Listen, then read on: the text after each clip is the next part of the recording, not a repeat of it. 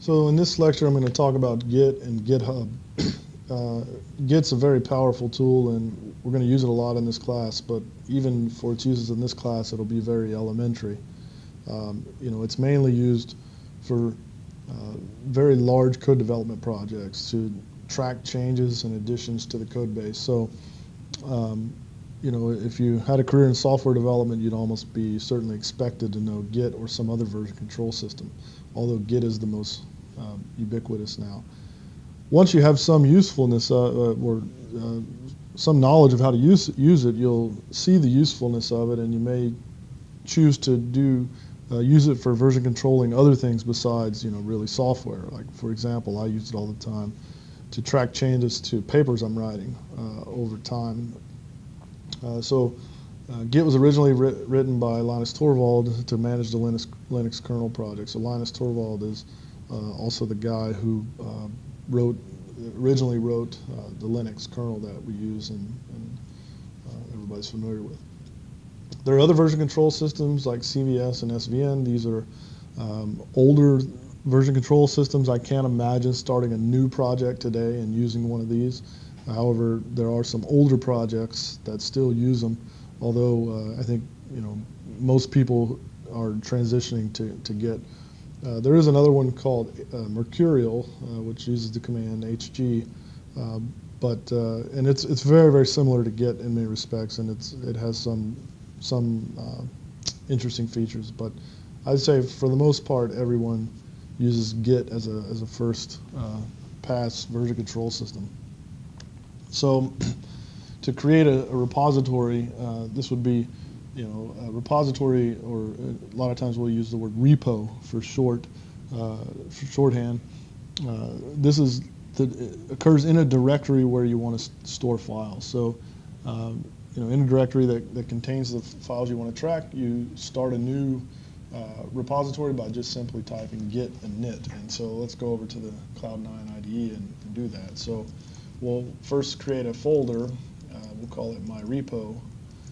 And then let's go in there and we'll create a few files. So just a couple text files that you could imagine are some kind of files that we want to have under version control, and we'll just type git init. And right there, initializing an empty Git repository. And so, at first glance, it doesn't look like we did anything. If you do a long listing of the directory, so if you type ls-la, where you can see that there's now a folder that has a dot in front of it, .git. So anytime you have a folder that has a dot in front of it, it's hidden, or in fact any file that has a dot in front of it, it's hidden in a regular listing, right? So we don't see it when we type ls, but if we do a long listing, ls-la, then we do see it there. And it's not empty, there's things inside of it. So if we and look at what's inside of it, then there's some information. And this contains the information that changes as the repository changes, okay? So going back here, then a couple of other things. If we want to add files to the repository, so just because there are files there, we haven't sort of added them into the version control yet. Git doesn't assume that everything in the folder you want to track changes on. And this is usually not the case. Usually you'll have some sort of secondary files in your folder that you don't necessarily want to track the changes on. For example, if you had a program that produced a large amount of output, but it was reproducible in the sense that you could say run the code every time and it would produce this output, the same output, then you probably don't want to store that output because it takes up a lot of space that's unnecessary because you can reproduce it every time. So to get a listing of the tracked and untracked files, you can use git status, and then to actually add the files into the repository for tracking, then you can use the git add, and you can do this explicitly, or you can add everything in the directory if you add a dot. Remember, dot is a shortcut for this directory. So if you want to add everything in this directory, you would just say git add dot. So let's go ahead and take a look at this. By the way, you might notice that the prompt changed a little bit. Now there's this master here that wasn't there before. That indicates, and that's the default branch. We'll talk more about what branches are in a second, but master is the default branch for my repository, okay? and it shows up there on my command line. So anyway, if we type git status, we can see that there are no commits yet, meaning that we haven't actually added or tracked anything. A commit is like a snapshot in time that we're going to save. So we have no tracked files, but there are two untracked files, file 1 and file 2. So let's just add one of them for now. So if we just say git add file 1.txt, and then we type git status, you can see there's one new file now in green that's been added. So this is ready to be committed, right? So if the next step is to commit this, and we'll see what that is on the next slide, right? So when we want to commit, then we'll type the command git commit -m, and then you can put a message, a short message on the command line. If you wanted a longer message, then you could leave off the .m, and it would open up your editor, whatever editor is stored in the environment variable editor within your development system machine would automatically open, and then you could type in a longer message. Okay. The last thing there, and I'll give an example of this, is if you use a -a, then you can skip the add command. So in other words, if you use the -a, you're just continuing to track or making a commit with the files that have been tracked previously. You're not adding any new files per se. And so again, the best thing here to do is to work through some examples. So the first thing we'll do is go ahead and do a commit, and we'll add a message. So we'll just say my first commit. Okay, not a great commit message, but and so now we've made a commit, and we can look at the history of commits with the command git log, right? And so if you look at the log there, it says, the commit message, my first commit, my name and when it happened, and then you also have this long hash string here that is a unique identifier to that commit, and we can use that later to sort of go back in time. So if we make changes to our code, and then ultimately we don't want those changes, we want to throw it back, throw it away because possibly we made a mistake or we had some idea that didn't work out, then we can go back in history, and those are identified by those commit messages. So we have another file there we can add. So to make a second commit, so we'll go ahead and just do git add dot, which means we're going to add everything in the directory this time. And if we do git status, you'll see that there's one new file now, file 2, because we didn't add it into the first commit. So we'll go ahead and make another commit, git commit. This time I'll use the AM and add a second commit message. So again, not very original, but I'll just say my second commit, and then we can type git log, and we can see there's the two commits. Okay. So now let's do something a little more interesting. I guess let's go ahead and make a change to one of the files. So we can say myfile.txt, and let's add some text.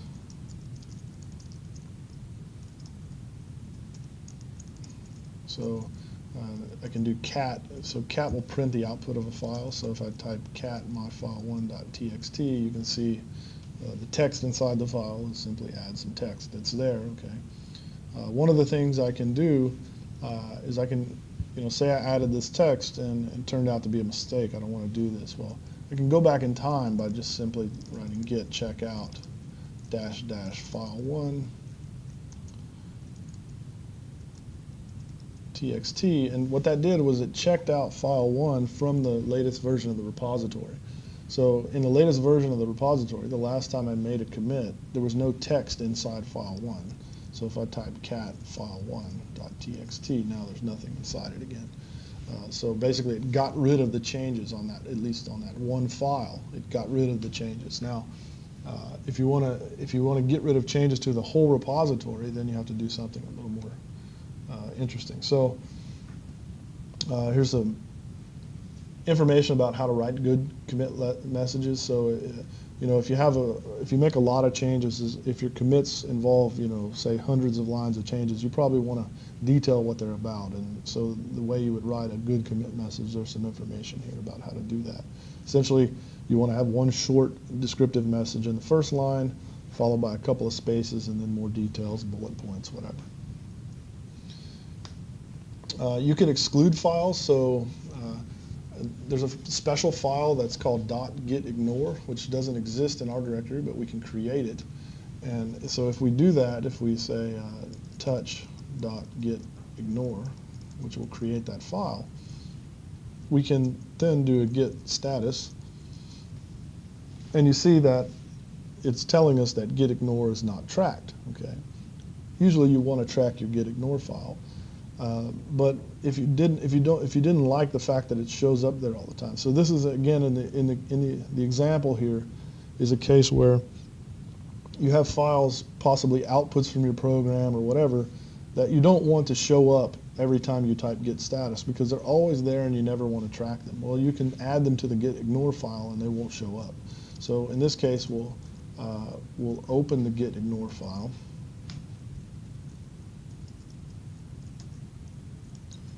And we'll actually just add gitignore to itself.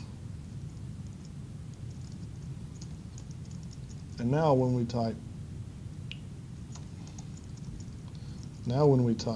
git status, you'll see that that's not there because we're ignoring it, right? So it's telling me there's nothing to commit. We haven't changed anything, right? So if we change one of the files, or for example, if we say added a third file to the repository, and then we write git status, there that file is. Now let's say this is a file we don't want to see, we don't want to track. So again, we can add it to the gitignore file. In this case, file3.txt. And again, if we type git status, there's nothing there, right? So it's ignoring those files. It's not going to attempt to track them ever, okay? So that's a special file, the gitignore file. If you want to remove files that are tracked in your repository, then you can use the git remove file. So this will actually erase it from the repository history and tracking, but it will also physically remove it from the hard disk if you use git remove. If you only want to remove the file from the git repository and tracking, but you don't want to actually physically remove it, then you could type git remove cached file, right? So in this case, we know we're tracking file 1 and file 2. Let's remove one of those. Not physically, but from the history, right? So if I say git remove cached file 2, which is a file that we've been tracking, right? You can see it's still there. I didn't physically remove it from the hard drive. But now if I type git status, it shows up that it's an untracked file. So again, we can begin tracking it again. If later we change our mind, then we can just say git add file2.txt, git commit, add back file2. It's a good commit message. Again, so now we have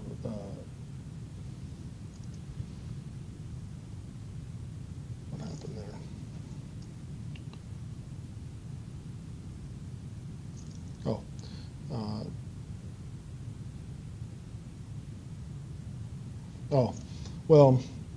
We didn't, since all we did was remove it and then we didn't commit. So let's go through that exercise one more time. So I'm going to remove the cache file, and then I'm going to make a commit, right? So in this case, I'll just say removed file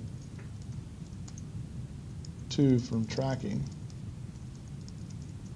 Okay, so now if we type git log, you'll see that commit. But then now we can change our mind. We can then add it back. So git add file 2, and then git commit added file 2. So there we see the 4 commits: my first commit, my second commit, remove file 2, and added file 2. Okay, so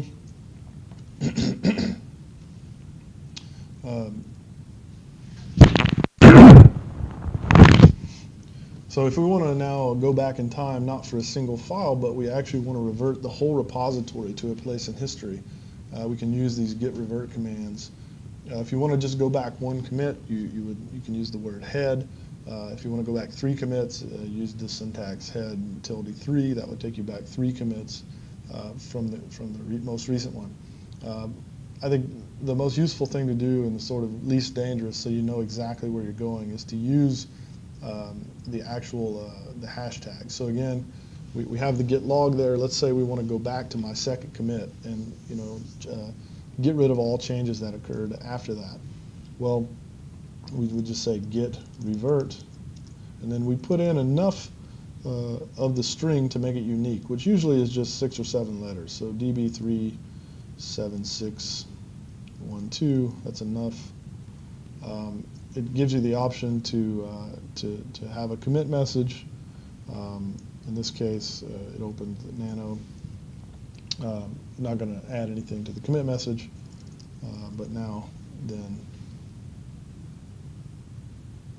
you see it took us back. So it reverted the commit back to, so the commit message it created was revert my second commit, right? So this takes the whole repository back to the point in time where you have that. And so here, do git status. If you remember, at the second commit there was no file 2, right? So we went back in time essentially. So if you want to actually go back in time and forget all of the history that happened to that. So if you use the revert command, basically it preserves the commit history but takes the repository back to that place in time. If we actually want to throw away all of the history that's occurred since then we can use this git reset. And so again, it's very similar, but it's a subtle difference. If you use revert, you're taking the repository back to the state in time, but you're preserving the commit history, meaning you could actually go back to those intermediate steps. If you want to actually get rid of them, reset the repository back, then we can use this reset command, right? So in this case, we'll go back to the same commit, but we'll type reset -hard, right? And in this case, now if I type git log, you'll see everything is gone after my second commit. It's completely been erased from the version control history.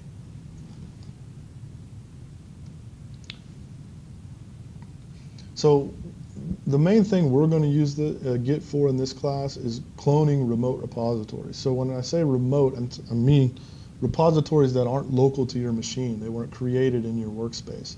And primarily we're going to do this to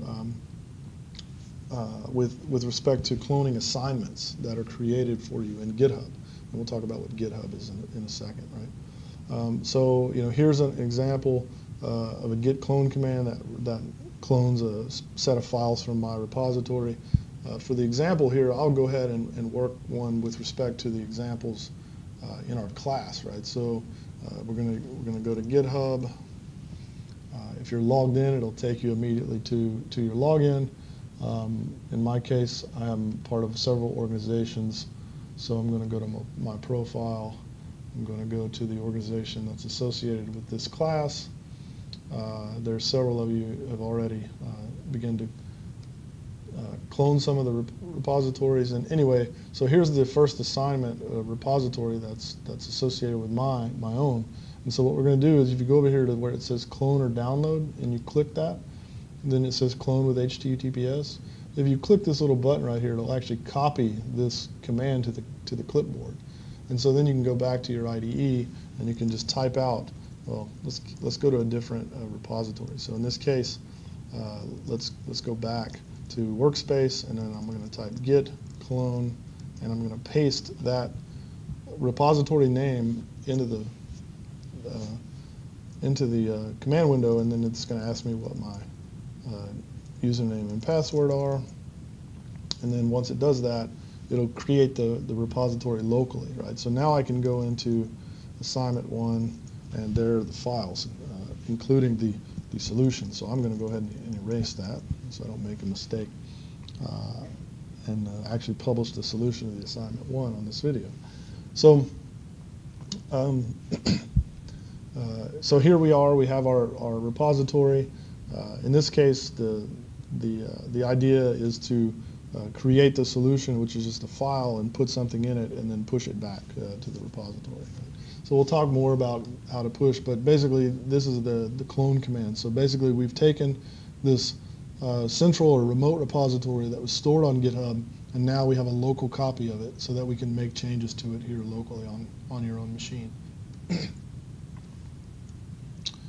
So again, if you if you do make changes and you push them to the central repository, again, here's the central repository. It has a solution file there. I'm not going to click on it because you'll get to see the solution, but nevertheless, if I go here and I'm going to create a solution, I'm actually going to create the wrong solution, but I'm going to open a file, solution.txt, and then I'm going to put some text in it. So this is my text for demonstration purposes. Now this is not the right solution to this homework assignment, but nevertheless, what you'll see then, if I type git status,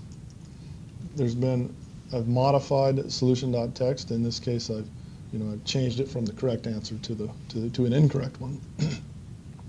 And so if I add that file, then if I type git status, it'll be in green, meaning it's ready for commit. And then I can say git commit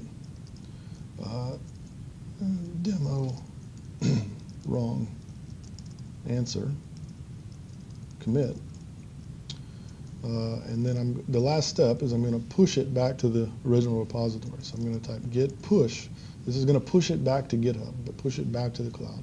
So git push, and the next two commands are sometimes not necessary, but let's just go over what they are.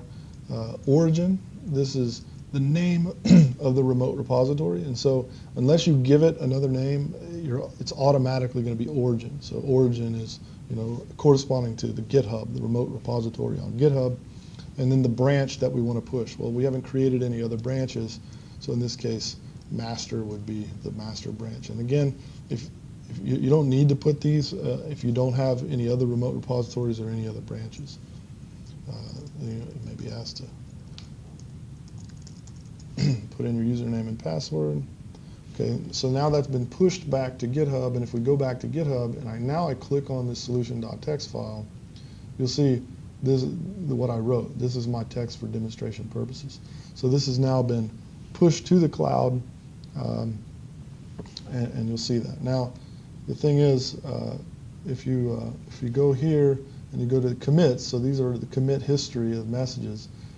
You see this green check mark here? This was when I submitted the correct answer. This went on to some testing, and this build passed. So there's a green check mark there. Here you see a yellow dot, means that the build is in progress. It's going to check this answer, and eventually that's going to turn into a red X because it is the wrong answer that I committed. So there'll be a red X here. So this is a way to test from GitHub, which we'll talk more about in a second. But this is a way to test whether you have the correct answer or not, because the test will be run automatically for you. If you see the green check mark there, then you know you have the correct answer. If you see a red X, then you'll know you have an incorrect answer. So maybe the test shouldn't take very long, so maybe here in a minute we'll be able to look back here and see the red X I'm discussing. So there are some advanced features Git, branching and merging. We won't talk, these are common things you would do in software development. Essentially, instead of working in your master directory, a lot of times what you would do is create a branch. So I can create a branch. This allows kind of easy exploration. So what I can do is I can say git, in this case I'm going to say git checkout a new branch, and I'll give the new branch a name, like my experimental branch. Right? And so now you see where it used to say master here, now it says my experimental branch. So now I've checked out a new branch, and I could add new files. So I could create some new code.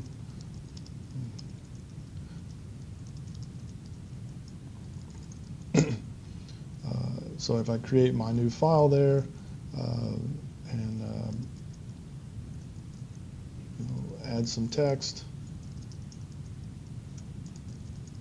like that, and we have this.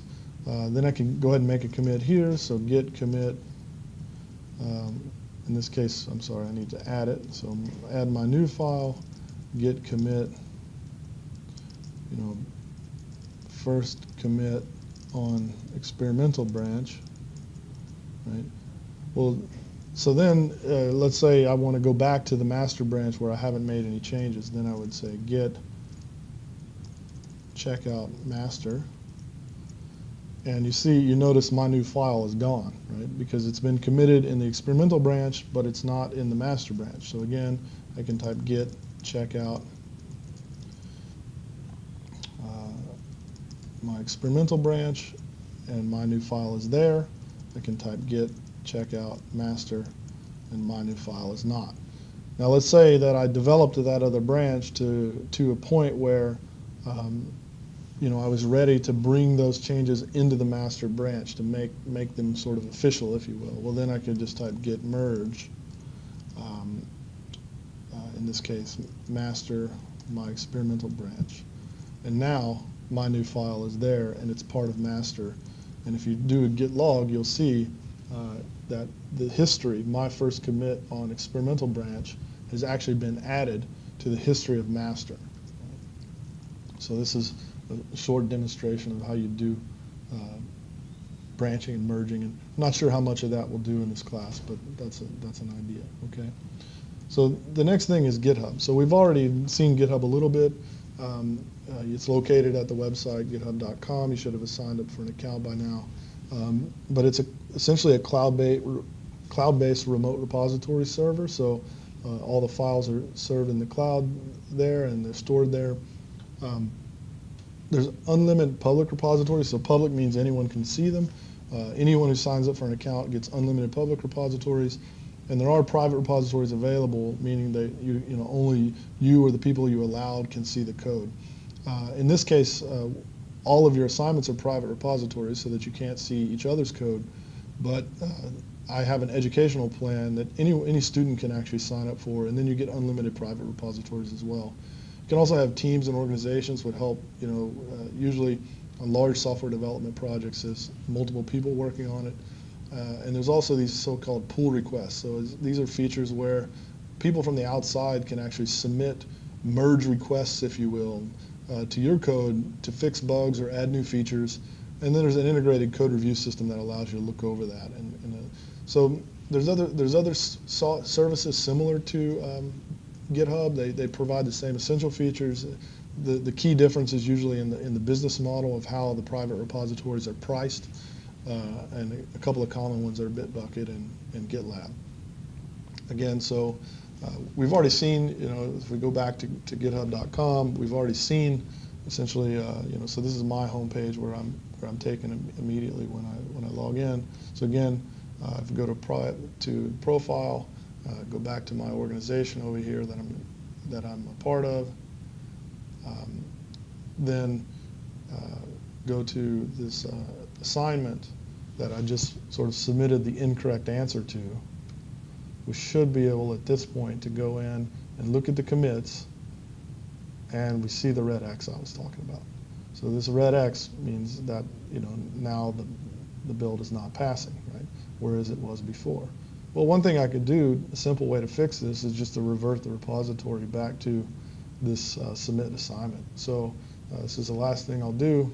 Go back to the Cloud9 IDE, into the assignment, look at the git log, and what I want to do is I'm going to do a git reset hard, and I want to take it back to the commit where I have the correct answer. So submit assignment. This is 56A6, right? So 56A6F7. Right. Now if I say git log, you see everything, all those wrong changes I made after that are gone. The solution is there. I'm not going to open it because you'll see what the solution is. But anyway, then if I just type git push, this will, after a login, send it back to GitHub with the correct answer. It turns out because I reverted, what's in the cloud is actually ahead of what is here locally. it doesn't in general allow you to do that unless you add an F, right? So because it doesn't want you to erase work that maybe somebody else had placed ahead of you in the cloud. If you're working on a team, you don't want to push things that are going to change work that someone else done. So you have to be a little more careful. This would not be a normal use case scenario. You're not in our class. We're not normally going to reset repositories, but if you're sure that you really want to push it, in this case erasing those changes that I made, then I just add the -F on the front and again log in.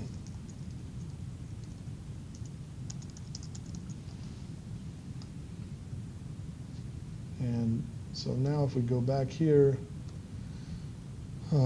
those commits have been erased, and so we're back at submit assignment. It is going to go ahead and run the tests again, and of course, since we know this already passed, it's going to pass in the future. So if we check back in a few minutes, you would see a green check mark there.